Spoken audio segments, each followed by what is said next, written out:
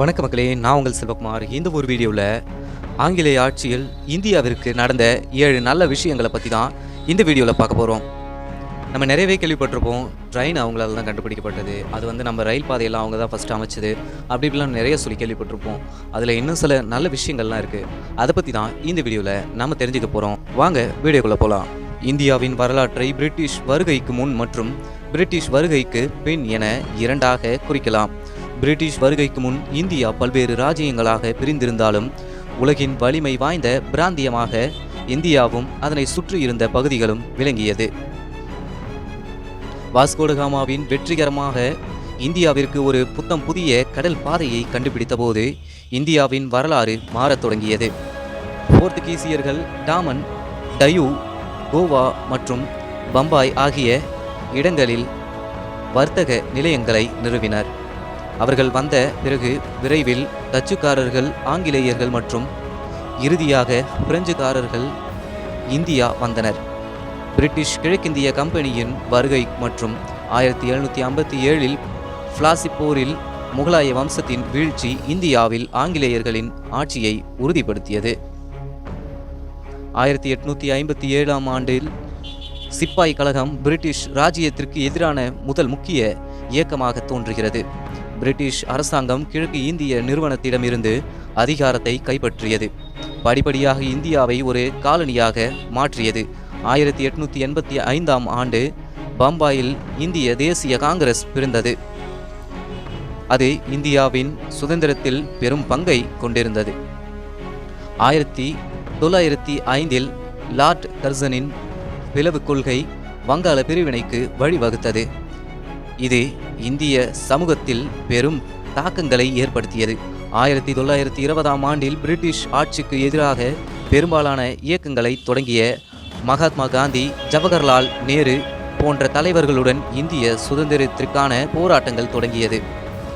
ஆங்கிலேயர்களின் முக்கிய நோக்கம் இந்தியாவை ஆள்வதும் நாட்டிலிருந்தும் அதன் மக்களிடமிருந்தும் முடிந்தவரை செல்வத்தை சுரண்டுவதுமாகும். ஆங்கிலேயர்கள் இந்திய கலாச்சாரத்திற்கு தீங்கிழைத்தார்கள், இந்திய பொருளாதாரத்தை சுரண்டினார்கள், நாட்டை கொள்ளையடித்தார்கள் என்று பெரும்பாலான மக்கள் நினைக்கிறார்கள். இது முற்றிலும் உண்மை. இருப்பினும் அவர்களால் சில நல்ல விஷயங்கள் இந்தியாவிற்கு நிகழ்ந்தது.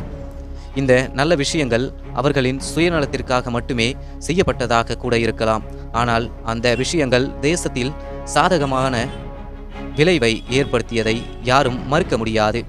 இந்த பதிவில் பிரிட்டிஷாரால் இந்தியாவில் நிகழ்ந்த சில நல்ல மாற்றங்களை பற்றி தெரிந்து கொள்ளலாம். ஆங்கிலேயர்கள் இந்தியாவிற்குள் ஆங்கிலம் கற்பித்ததற்கு காரணம் நிர்வாக வசதிக்காகத்தான். இருப்பினும் அது பிராந்திய மொழிகளின் பிரபலத்தை பாதித்தது. ஆனால் ஆங்கில மொழி நமக்கு சிந்தனை செயல்முறையை மேம்படுத்துவதற்கு இந்த மொழி உதவியது. ஆங்கில மொழி நமக்கு உலகின் கதவுகளை திறந்தது. நமது அறிவு மற்றும் சிந்தனை செயல்முறையை மேம்படுத்துவதற்கு இந்த மொழி உதவியது. உலகின் மிகவும் பிரபலமான இலக்கிய படைப்புகளில் சிலவற்றை படித்து நம்மால் உலகை அறிந்து கொள்ள முடிந்ததற்கு ஆங்கிலமே முக்கிய காரணமாகும். உலகின் மிகப்பெரிய ரயில்வே நெட்வொர்க்குகளில் ஒன்றான இந்தியா ரயில்வேயின் அடித்தளம் ஆங்கிலேயர்களால் உருவாக்கப்பட்டது. பெரும்பாலான மத்திய ரயில் நிலையங்கள் பிரிட்டிஷ் உள்கட்டமைப்பின் பகுதியாகவும் இந்திய ரயில்வே மிகவும் பெரியது மற்றும் சிக்கலானதும் கூட. இது நாட்டின் பல தொலைதூர பகுதிகளை இணைக்கிறது.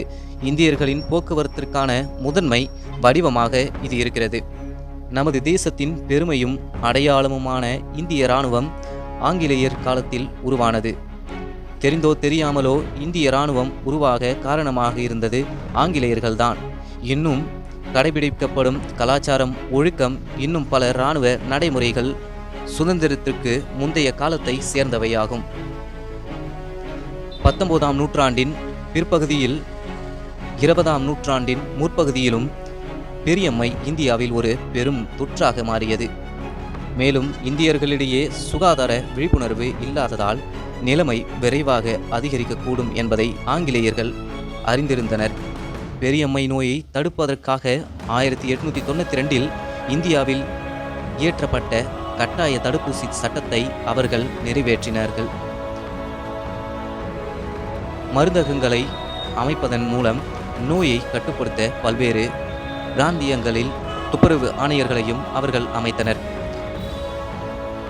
சமூக சீர்திருத்தங்கள், குழந்தை திருமணம், தீண்டாமை போன்ற சமூக நடைமுறைகளை இந்தியாவில் அகற்றியதில் ஆங்கிலேயர்களின் பங்கு மிகவும் முக்கியமானது. அவர்கள் இத்தகைய கொடூரமான மனிதாபிமானமற்ற நடைமுறையை தடை செய்தது மட்டுமல்லாமல் விதவை மறுமணத்தையும் ஊக்குவித்தார்கள். இத்தகைய சமூக நடைமுறைகளை ஒழிக்க ஆங்கிலேயர்கள் பல சட்டங்கள் மற்றும் சட்டங்களை இயற்றினர்.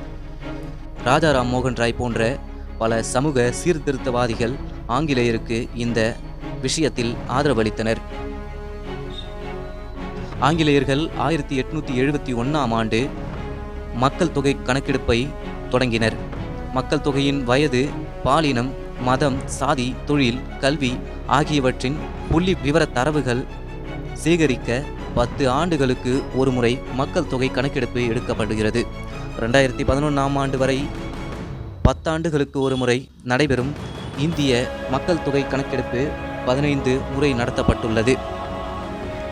ஆங்கிலேயர்கள் 1851இல் இந்தியாவின் புவியியல் ஆய்வுத்துறையை நிறுவினர். இந்த நிறுவனம் கிராமங்கள், நகரங்கள் மற்றும் இந்தியாவின் வரைபடங்களை உருவாக்கியது. ஆங்கிலேயர் காலத்தில் உருவாக்கப்பட்ட வரைபடங்களையே இன்றும் பல இடங்களில் பயன்படுத்துகின்றனர். பல மேம்பட்ட ஆய்வு கருவிகளை பயன்படுத்தி ஆங்கிலேயர்கள் இந்தியாவின் ஒவ்வொரு அங்குலத்தையும் ஆய்வு செய்து வரைபடங்களை உருவாக்கினர். இவ்வளோ நல்ல விஷயங்களை ஆங்கிலேயர்கள் நமக்கு பண்ணியிருக்காங்க. எது ரொம்ப முக்கியமான ஒரு நல்ல விஷயம் அப்படின்றத கீழே கமெண்ட் பாக்ஸில் உங்களுக்கு என்ன தோணுதோ அந்த விஷயத்தை கமெண்ட் பாக்ஸில் கமெண்ட் பண்ணிட்டு போங்க. ஓகே கைஸ், இதோட இந்த வீடியோ முடிவடையுது. மீண்டும் அடுத்த வீடியோவில் உங்களை சந்திக்கும் வரை உங்களிடமிருந்து விடைபெறுவது உங்கள் செல்வகுமார்.